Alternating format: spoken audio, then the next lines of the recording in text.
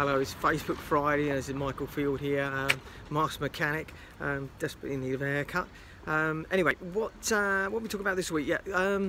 Been talking about how cars that have been left stationary due to lockdown, people working from home, etc., and the sort of problems we're seeing are occurring because of that. And one of them is what I'm about to show you now, which is what we call coil springs. Coil springs are part of the suspension. They go under the car. They are helping with ride comfort, drivability, manoeuvrability.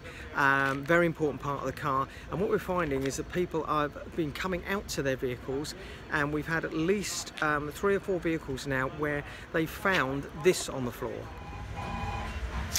What you can see here is that the part of the spring has snapped off from the rest of the spring. You can also see that it's very corroding on here as well.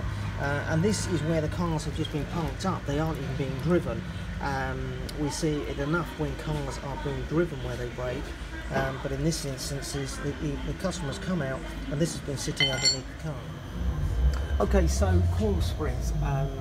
You can see here, this is the rear of the vehicle, underneath the back here. We have similar coil springs on most fronts on vehicles as well. But you can see the corrosion there on both of these springs. This is quite visible.